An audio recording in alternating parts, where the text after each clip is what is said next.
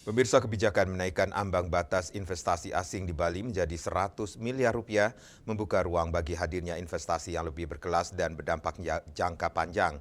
Dengan perencanaan matang dan penataan sektor yang tepat, Bali berpotensi menjadi contoh daerah yang menyeimbangkan kemajuan ekonomi dengan keberlanjutan sosial dan lingkungan. Pemerintah Provinsi Bali tengah mengusulkan kenaikan nilai minimum penanaman modal asing atau PMA dari 10 miliar menjadi 100 miliar rupiah.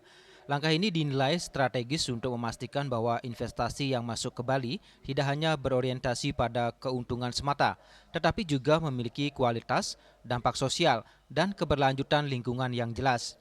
Rektor Universitas Pendidikan Nasional Undiknas Denpasar, Profesor Nyoman Sri Subawo menilai bahwa dalam konteks investasi, kualitas harus berjalan seiring dengan kuantitas.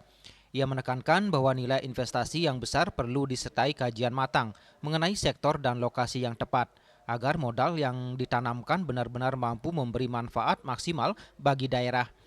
Ia mengingatkan bahwa investasi bernilai kecil pun bisa memberikan dampak besar jika mampu menyerap tenaga kerja lokal dan menggerakkan ekonomi masyarakat. Sebaliknya, investasi besar berbasis teknologi tinggi kadang justru memiliki serapan tenaga kerja rendah, sehingga dampaknya terhadap ekonomi lokal menjadi terbatas. Ya, ketika kita bicara tentang investasi ya, tentu banyak hal yang mesti harus kita cermati. Satu, sampaikan tadi adalah kualitas, kedua kuantitas ya.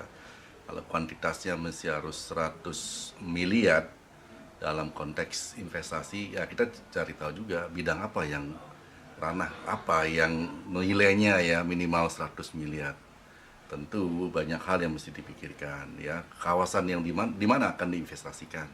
Misalnya ya kawasan pariwisata atau kawasan industri ataupun kawasan yang memungkinkan untuk dikembangkan dengan investasi 100 miliar itu. Lagi tidak mudah, kita perlu kajian saya kira untuk memastikan ya bahwa kualitas yang dimaksud adalah benar-benar mengidentifikasi kualitas luaran juga ya.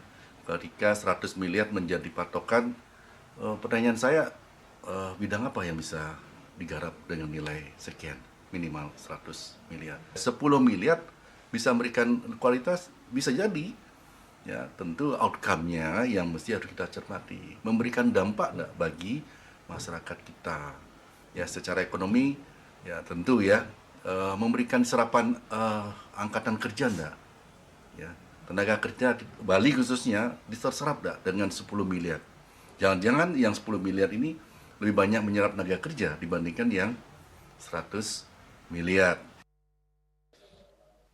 Kenaikan nilai minimum PMA menjadi 100 miliar rupiah diharapkan dapat menyaring jenis investasi yang masuk ke Bali agar lebih selektif dan sesuai dengan karakteristik daerah.